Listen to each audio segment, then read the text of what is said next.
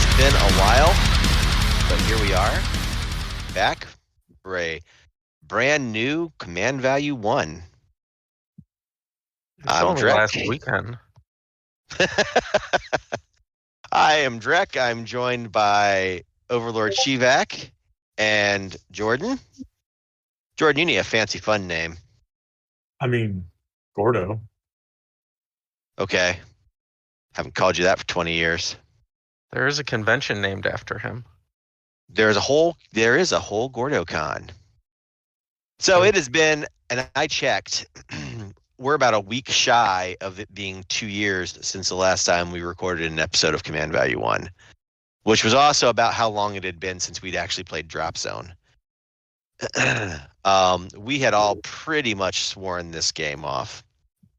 And I think the first question that we should answer before we do anything here is why we're back? Why are we taking the plunge here again? And the simple answer, we all collectively agree that there were problems with the game and with our relationship with TT Combat that we needed to see changed before we ever considered coming back to that game. We'd all said it. It's out there on the internets to be viewed if you want to. So what has changed? Dave is back. After talking to Sky over at Gopher Mafia Games in Urbana, Illinois, Sky takes care of all the TT product in the U.S. now. He is the primary distributor in the U.S., and he said that Dave is back in charge of the rules. And that excites us. All of us are old 1-1 players. So, we fell in love with the game that Dave wrote and modified and designed for. I mean, everything from the fluff to the rules to the models were Dave Lewis. And for him to be back is a very good sign, collectively in our opinions, for the game. And that's why we're taking the plunge back in here to give version 2 as it stands now a run through and see where it stands rules wise, with the hope that this will reach Dave's ear and hopefully, we'll see the game kind of recapture some of that hard sci-fi balanced glory that it used to have. Now I do want to say, it's not that Dave has never not been working on Drop Zone. He was working on models. Yeah, he was not the primary rules guy anymore for a while. Yeah, I don't think Dave has touched rules since the TT Combat transition. I honestly believe that was on the beta team during the beta design, and then it went to Lewis with Battle for Earth, and then it bounced to Chris, and that's kind of where I fell off the wagon. I don't even know who all had been custodian of the rules since then. But so I guess it's been a long time, 4 years since Battle for Earth came out. There's been a lot of new players, and it's been, at least 2 years since we've made any content. So the question is probably begged, who are these people who used to do the premier Drop Zone, Drop Fleet Commander podcast? And, who are we? Josh, who are you? Who are you, Overlord Shivak? I am Overlord Shivak. I mostly just helped run events with Adepticon and doing beta stuff with you guys, besides being an active community member. And who is Gordo? So I did run a couple events. I also was a volunteer to help Don at the booth for a few years. I was a proud Resistance player for quite a few years. So, and I am Drek. I am more than a proud PHR player. You jellyfish Resistance twits. I usually worked the Origins convention. I TO'd the events there. I would pop in for like a day at Gen Con or wherever I could help out. But and collectively we were all involved in the the second edition beta form, and if you check your Battle for Earth books, our names are in there. Though we didn't have a lot to do with the actual book that came out. So what have we done the last 2 years? Why haven't we played Zone? Well, I kind of hinted at that early on. We had some problems rule wise and staff wise that now we're able to move on from. Plus, I had a kid. Well, I didn't. If I did, I wouldn't be doing a podcast because I'd be rich. But my wife had another kid. I helped for a minute. And some job shifts, and there was a worldwide plague. There were a few things going on there that kind of held us up from being active really in any gaming. It didn't stop us all from expanding out into God knows how many games. Josh, you became a pirate. Yeah, all the Firelock games, love it. Jordan, what did you do? You just kind of followed into whatever we convinced you to spend money on, didn't you? I didn't follow into all of them.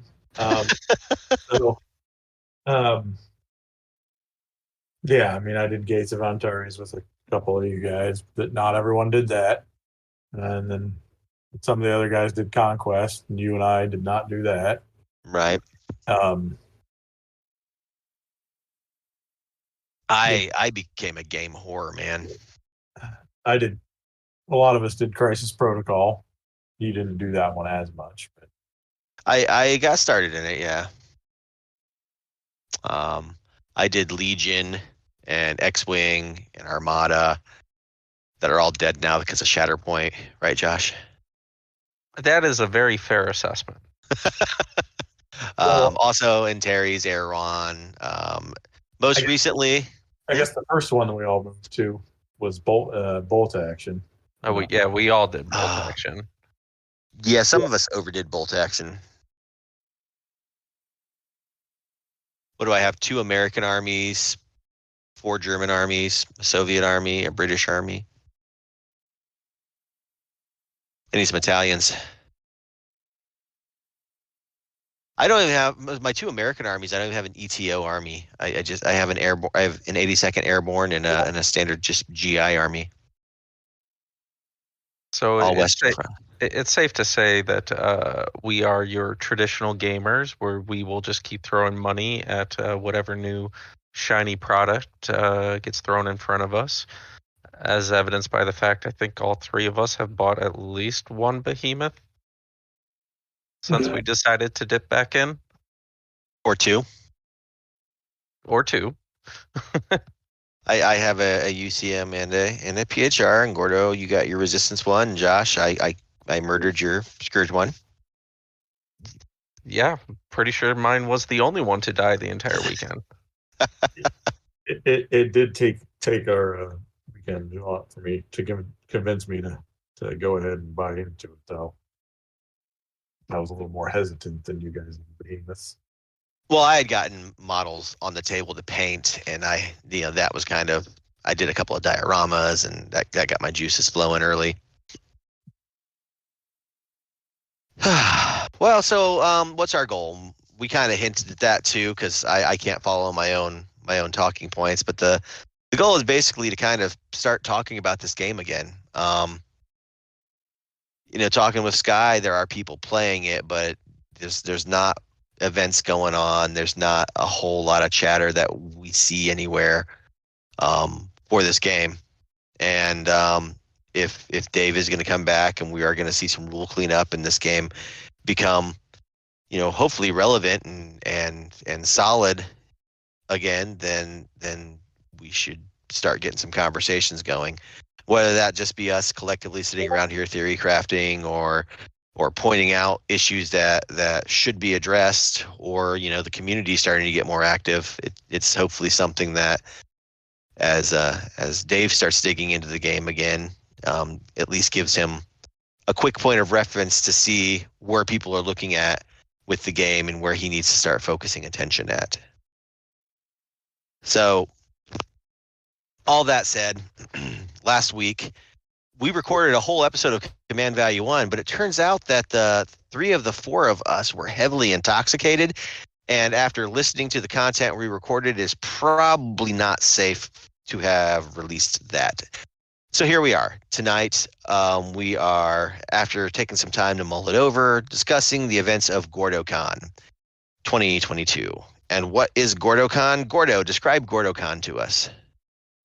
So, since I'm the bachelor of the group, I have the most room at my house to host a weekend long of gaming. So that's basically gives you guys an excuse to all gather and kind of we all get together and take over my house and play games all weekend. It may be my favorite convention of the year. I mean, I was served, some delicious food while I was there, thanks to Joel. Oh, boy. That pulled pork was something else. It was definitely a convention to be remembered. A lot of rum and craft beers.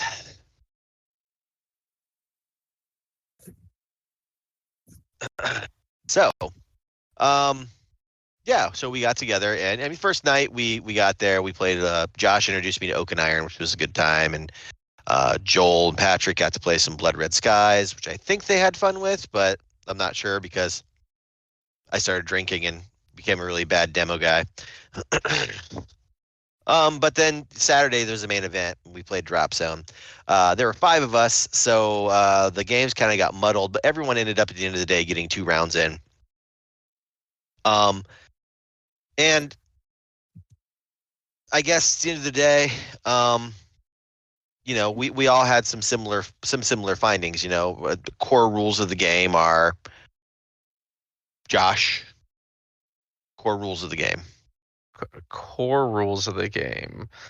My issues with them, or just talking about like the feel of playing. Well, let's go at the feel. We'll save issues, I think, Okay. to the end. Let's focus on just like the basics. You're moving, you're shooting, you're blowing things up. Well, so it felt great having the models back on the table, moving everything onto the table. The first thing after taking a break and coming back to it, and kind of just having that fresh start experience, everything was moving so quickly. The disembark process, I mean, everybody was into all the centerline buildings turn one. So everything was moving fast. The collateral damage, which I remember as being wonky, is still wonky. Maybe it's a little bit cleaned up, but it was wonky. But the playing the game for the most part felt good. It was good to have the kind of mechanics in there of looking for the objectives, energy versus armor, which is a new change as far as that goes. That was easy. So the feel of the game, it felt like Drop Zone again. Jordan, what about you? Oh, sorry, Josh. I mean, No. That was done. Very much mirroring exactly what Josh said. Even earlier versions of version 2 than I do think the game's going in a good direction, from the bad direction, I guess I thought it went for a while. But even then, I guess it never didn't feel like Drop Zone. It's just the way a couple of certain things work for me. It kind of not broke the immersion, but kind of it broke the balance for me, I guess. Yeah. And so while it always felt like Drop Zone, there for a while it felt incredibly unbalanced. I'd say now it no longer feels incredibly unbalanced, but it still does feel unbalanced. The things that are unbalanced really feel unbalanced. Prowlers, for example. You know, I will champion Scourge, from here to eternity. But those little buggers need axed. Yeah, Whoever thought they should be infantry probably never played it. I'll just say it that way. I honestly, I feel like that's a really good, like that kind of hits the general problem with the things that feel wrong. I think that's the case, is whoever was responsible for that change hadn't sat down and played the game, or hadn't played much of the game before they're like, I've got an idea, let's put a screamer in a building. It's like, you're going to put a 50-foot tall monster inside a structure?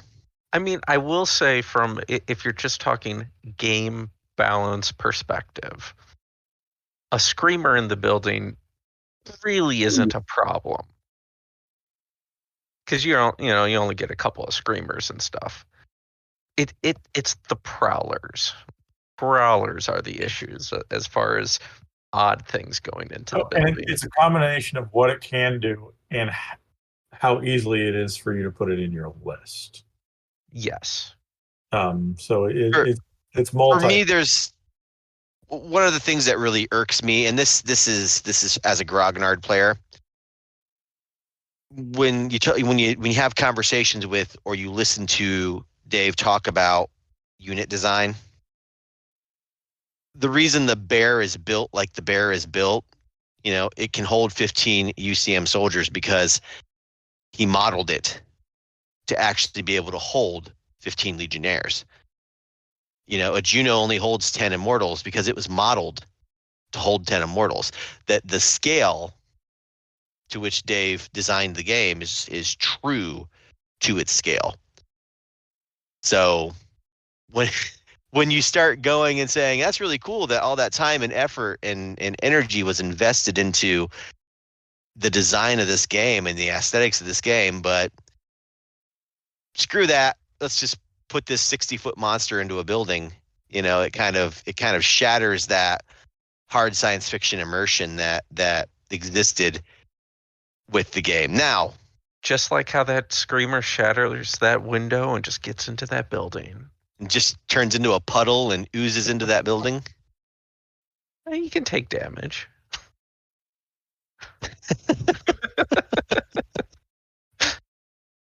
But by and large, I mean, I think collectively we all came away from it saying this desperately needs a balance pass, right? I mean, none of us went, no, my army's perfectly balanced. There's nothing I would change.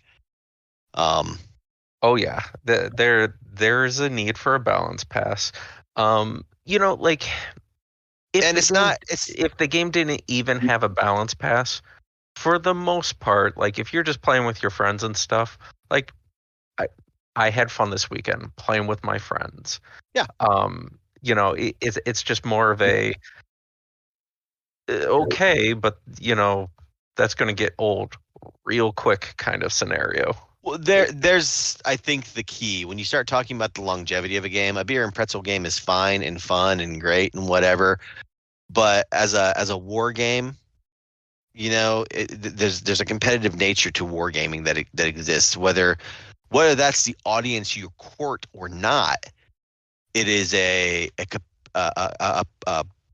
part of the gamer mentality. Is I'm going to build the army, I'm going to take the army, I'm going to stomp other armies with it, right? I mean, that's why we play, is to smash other armies. It's a war game. And when your army is neutered because of unit imbalance or bad or exploitable rules, the game doesn't keep getting played. And that's not me pointing my finger and wagging it at Drop Zone and saying, you done fucked up. That's any game. I mean, Warhammer's on 9th edition now, and they shot through 7 and 8 pretty quickly, if I remember correctly, because of competition and balance issues. Well, aren't they moving on to 10th right now? I I swear believe I saw so. that. I believe I believe they're priming that pump at least. Yeah.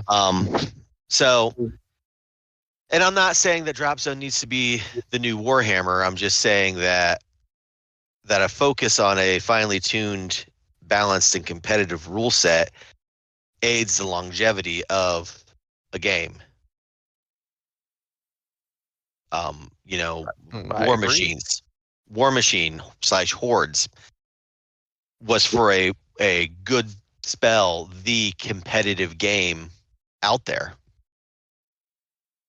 And what happened to it?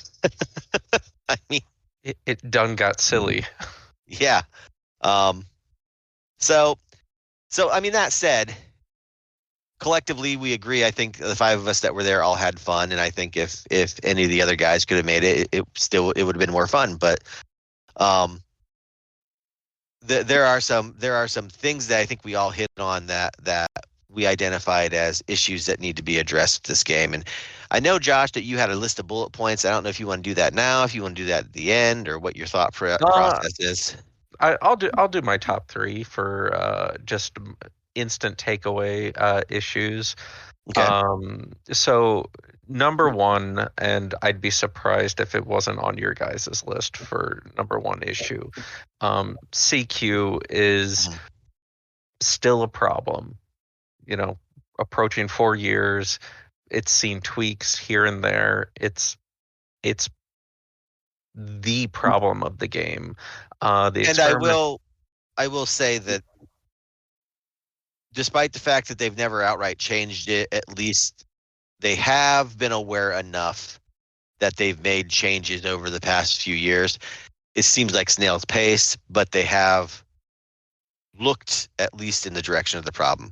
Go ahead and continue what you were saying.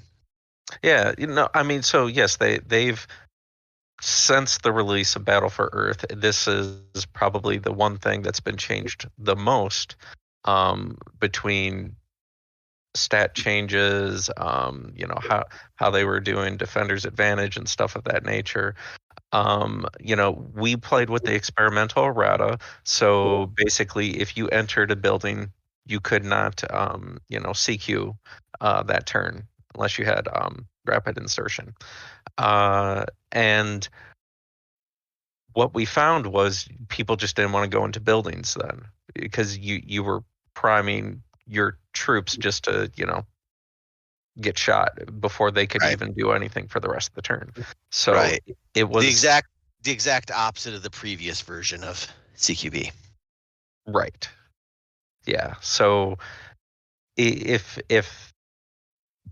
like one of the core tenets of the game, CQ is actively being avoided, I might have some suggestions on it, but that's still the number 1. My number 2 takeaway, and it's kind of evolved as the weeks gone by since Gordocon. The disembarkation process, basically allowing for most armies to capture center buildings like right away on turn 1. That used to be like almost exclusively a Scourge thing happening. Now like every army is able to get to the center line. And that in combination with how it seems with the open transports and aircraft, anti-air is less effective because you're not able to deny people reaching buildings, because it's almost, point your troops, at whatever building and go. You'll get there before any anti-aircraft can be deployed and take advantage of this situation. So I feel like anti-air has way less prevalence than it should in the drop zone game. And then my third takeaway is going to be the missions. The missions that we played, like in the very first mission, not Gordo, Patrick won it by getting his stuff off the table. No, it was you, Gordo, wasn't it? It was me.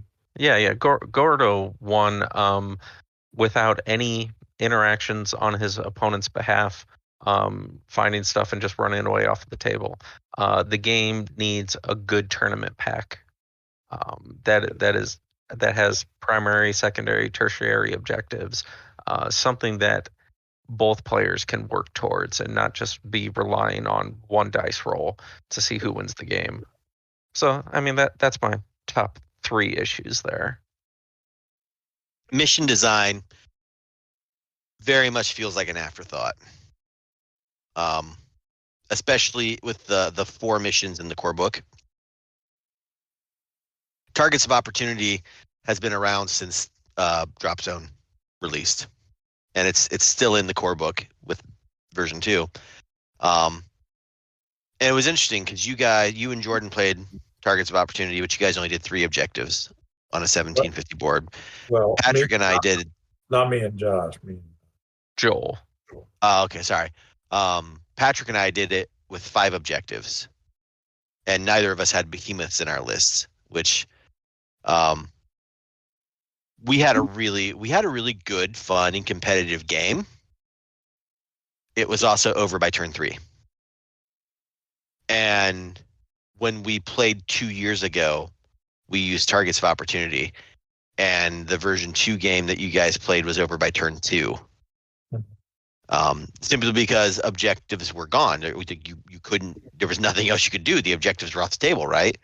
And that partially that is impacted by embark disembark speeds.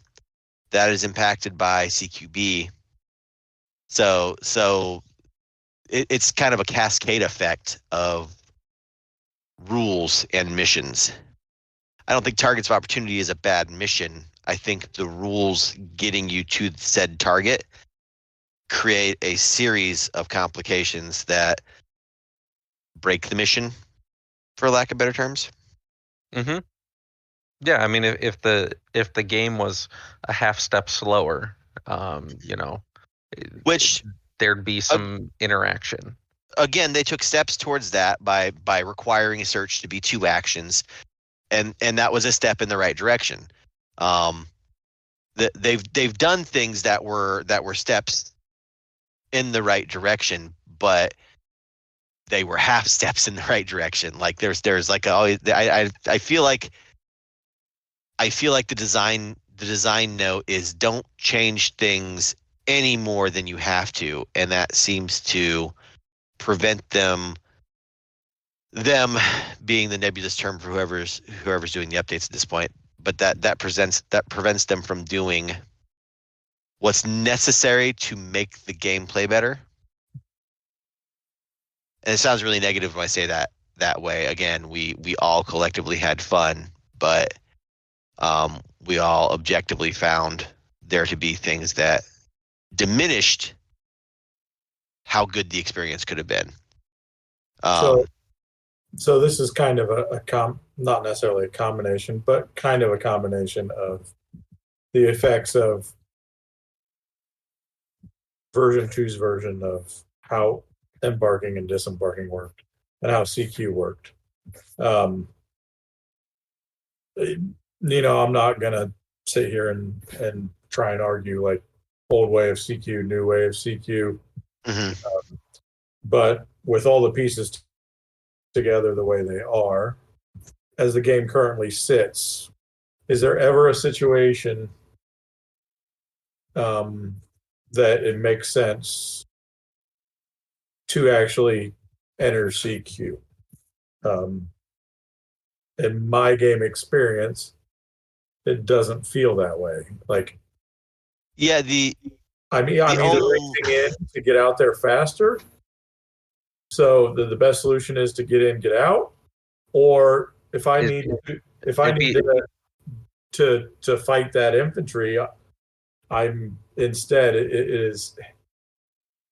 is much wiser in my mind to trickle them down with some building demo or flame. Mm-hmm. And part of that is like it's not necessarily the way that you shoot each other. It's more of, since you're free to go in and out, even with your opponents in there, it does not become locked, and the fact that it's easier to target individual units with flame, for example, while you're in CQ, it's a whole range of a lot of small things that maybe it's less bookkeeping and made stuff easier and made it always easier to use your units. And this, I guess, it's not completely a separate thing, but it's kind of a separate thing. If I'm saying what my second thing is, the thing I loved about the game was a rock, paper, scissors game. Like, you had to build your list with certain strengths, and you couldn't overcommit to one area. And if you did, typically you were punished for that. But it sure feels like a rock game now. And your final thing? Your third thing? Third thing would be kind of just, and it would be I don't want to say a trailing third, but I think the core of the engine would need fine tune to balance the numbers around, but kind of overall, not that I want cookie cutter factions that are all the same with just different skins. But it certainly feels like there's certain things that certain factions don't have. It's not that they have one that's not as good as everyone else's or a little asymmetrical. It's just, certain factions just don't have a certain style of unit. Yeah, I hear that. It seems like everything's kind of been like leveled out so that the factions do, like you said, all feel cookie cutter. They all feel the same. Mm-hmm. Like I've played PHR as long as I've known this game, right? And the problem for me as a PHR player has always been getting there. But once I got there, I wasn't going anywhere. I dropped armor on a focal point or a critical location, and you were going to work to get me off of it. I got troops in the building. You were going to work to get them out. Like, it was. I probably wasn't going to get there first, but once I got there, I was going to stick around. And it doesn't.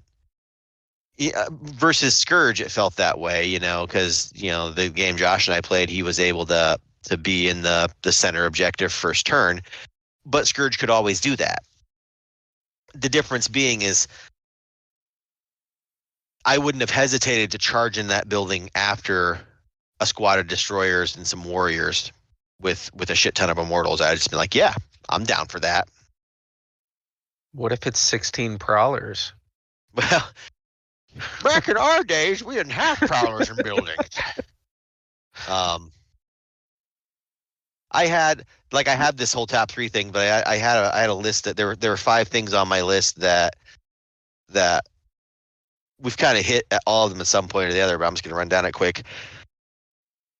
One rule that needs clarified, in my opinion, you always need a 2 to damage, which, as it should be. If you roll a 1, you don't damage. But it should be clarified that you need a minimum of a 4 to crit, simply because there's a lot of stuff that crits on 2s and 3s, and that makes a lot, if not all, the units kind of start to feel like their armor's made out of paper. We hinted at collateral damage being messy.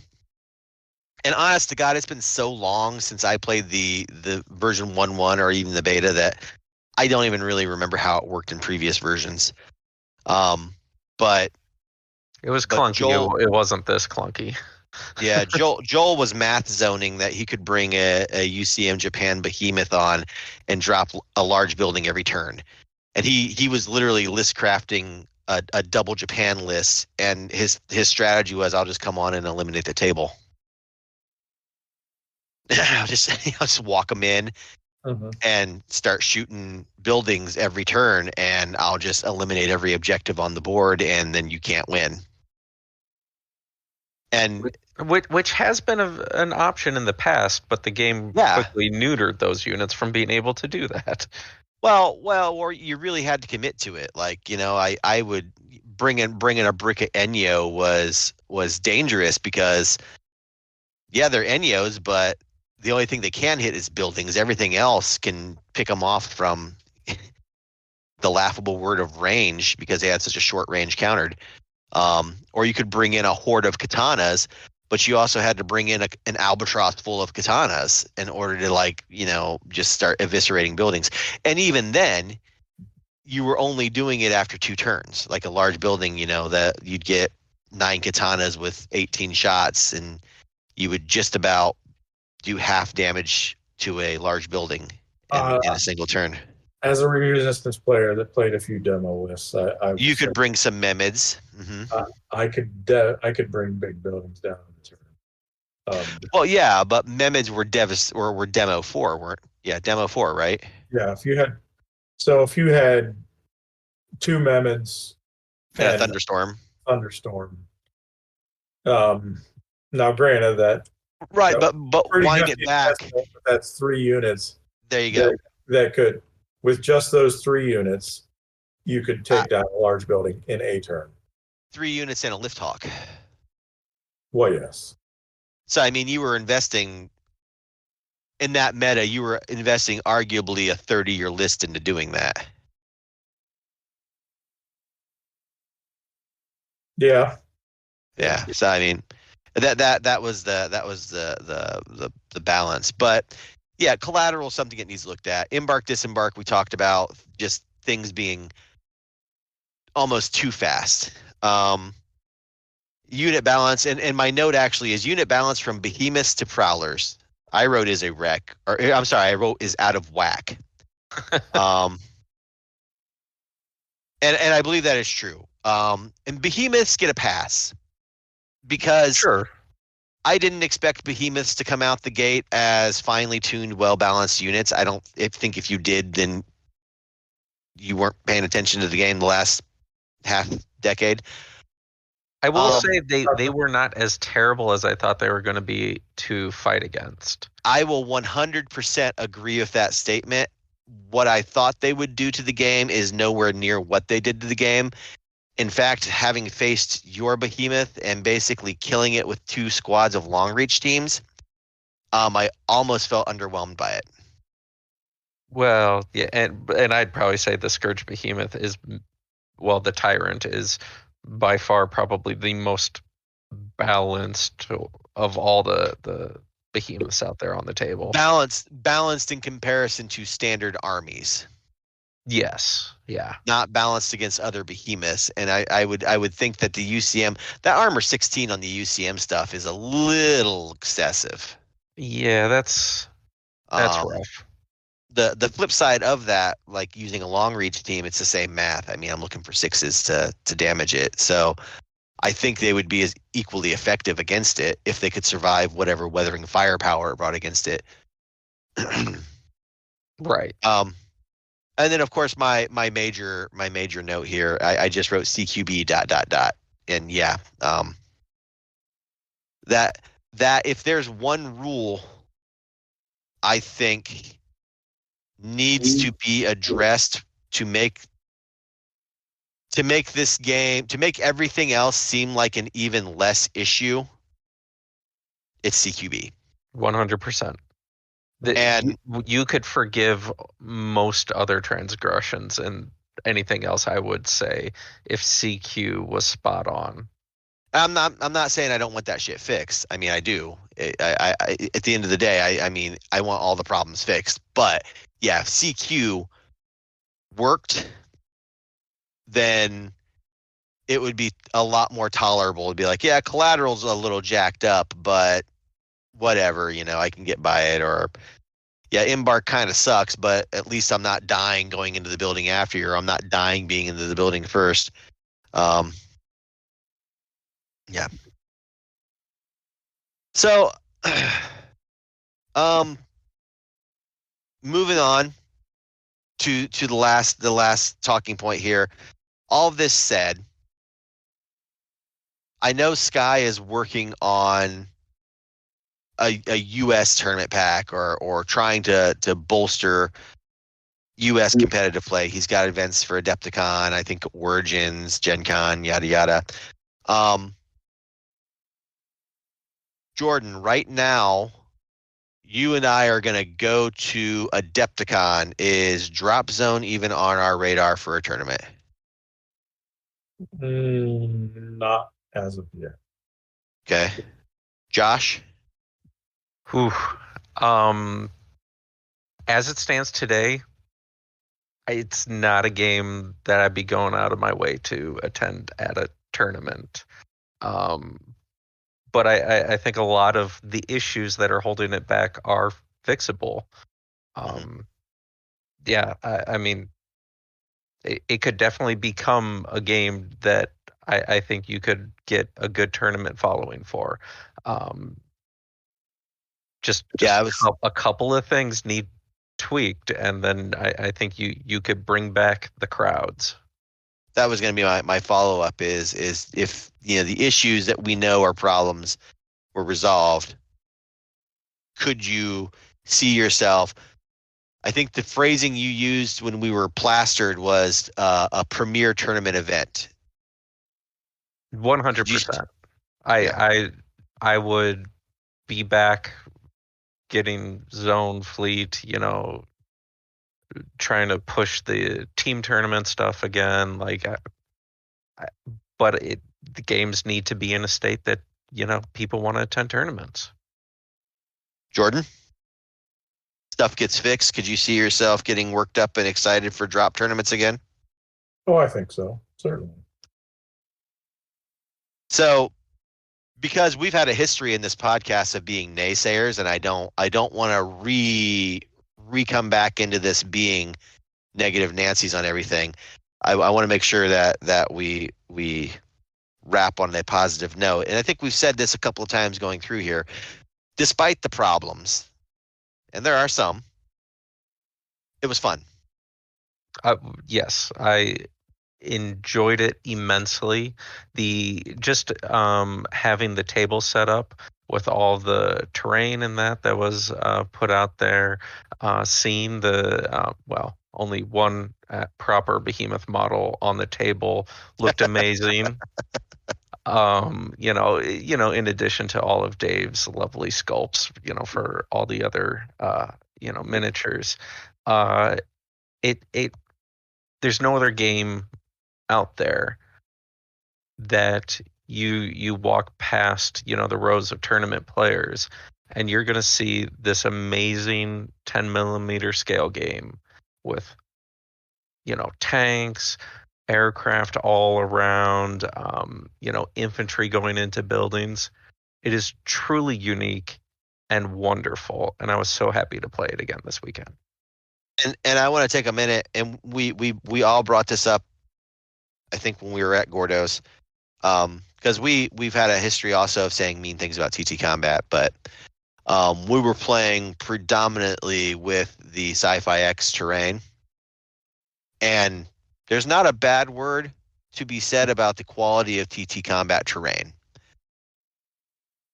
There might be a bad word to say about the quality of their assembly instructions, but there's not a bad word to be said about the physical quality or appearance of their terrain, because it is sharp looking. And if there's one boon to the Dropverse that came out of TT Combat's acquisition of it, it is absolutely having a dedicated line of MDF and now soon to be resin terrain for the game.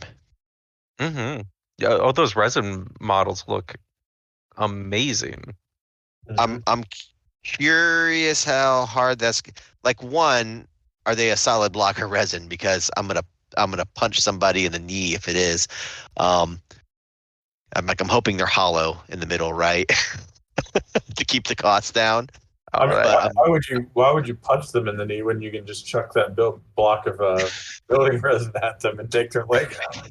I was gonna say because I didn't want to paralyze them. Uh, Because you couldn't pick up the building to throw at someone. yeah, I'm curious. I'm curious to see what they look like. I'm curious to see what the price point's going to be on them. If there's something that's I want to invest in. But right now they're not. I showed you guys a few of the buildings that I had 3D printed a while back. I think I want to try to get those painted up for a fresh looking drop zone table in the future here. So all of this said, um, do we at least want to play it again? Like before there's a balance pass, before there's a rules update, do we still want to get this game back on the table again? I was going to say this weekend, while the game that Josh and I played a couple of years ago maybe kind of scared us away. I bought drop zone models for the first time in years after we played this weekend. It made me want to buy the models again. So while it doesn't make me want to go to the tournament quite yet, it made me actually want to paint the models again, and it did make me want to play again. I let my locals know that I was doing Gordocon and that I was getting out the drop zone and stuff, and they expressed interest. Oh, you're getting that back out? Oh yeah, we'll play that. So but they also have the understanding of that they're also looking for some changes as well. But I mean, the interest is there. You have people who have armies and they want to play. I think it just needs a little bit of TLC, and we're off and running. Want to talk about the feelings you were having towards your behemoth while assembling it? Oh, I mean, we could save that for another podcast, but there was harsh feelings and many mutterings about Dave and things. I feel like maybe he just modeled it that way to get back at me for Scourge body shaming. Scourge body shaming. The fact that is now official. Oh. I'm gonna get around to my behemoths eventually here. I've got an Astrades kill team on my paint table right now that I'm working on because I buckled and gave the Great Devil some money. I gave him some more money this week. I bought some Pathfinders and Fire Warriors to build a Tau kill team. Did you get it from Miniature Market? So you effectively gave 2 Evil Empires money? No, I was in Columbus for work, so I went to the guard tower and talked to one of the guys that worked there about where their new location is going to be and the building they bought, and it's actually going to be closer to Jim's house, so it'll take me even less time to get there when I'm in Columbus. So they're not opening a third location; they're moving the first location. Yes, the building that they're currently in, the guy that owns that is actually going to bulldoze it and put up a whole new building. So they bought a new location, and it's like twice the size of their current location. And the guy's like, the ceiling's a little lower. And if you're listening to this, I'm talking about a place you've probably never seen, but the guard tower has like steepled ceilings that go up like probably 20 feet at their highest point. It's just going to be like a standard, 10, 12-foot ceiling. But he said the gaming area is going to be more than twice the size it is now, and that the retail space will be almost twice the size it is now. So it should be a nice shop. I'm looking forward to them getting moved in and throwing more money at them and Sky at Go for Mafia Games in Urbana, Illinois. I have thrown money at Sky. That's where my Morok kill team box came from. But I'm gonna plug Sky here because I like the guy. Well, also because I'm gonna insert a gun sound. well, he's also running all the events and stuff, and we should highlight that Gopher Mafia Games, that they're going to be in charge of all the TT Combat kind of official events for the next Right. year. In the And in the U.S. at all the big event trade shows. So yeah, if you are stateside and you're looking for drop zone models or TT Combat terrain, Sky will carry that, and he does. It's reasonable prices, and he'll ship it right out, usually within the next day or two. So if you are wanting product and having trouble finding it, Sky's going to take care of you. He's also got that painting competition going on. If you pop over to their website, and I can't tell you the website off the top of my head. I think it's just gophermafia.com. But if you just Google Gopher Mafia Games, you'll find it. He's doing a paint competition sponsored by TT Combat and the Army Painter. And there's a number of categories with prizes. So there's like a drop zone diorama, a drop zone single miniature, fleet diorama and miniature, TT Combat terrain diorama, or just a piece of terrain. So there's various ways that you can enter to win some fun paint supplies, Army Painter supplies and product. And I believe that competition is running until Gen Con of next year, so until June. So get your brushes out and do your Golden Demon quality Hades Type 4 Heavy Walker. And I wish I had the link in front of me. Actually, wait, I can't. I want to say like he's giving away like the mega paint sets. yeah, well, I mean, I think there's a range of prizes, but yeah, I think like grand prize, and I don't know if that's in every category. I don't know all the details, and maybe we should just invite Sky on and have a conversation about that.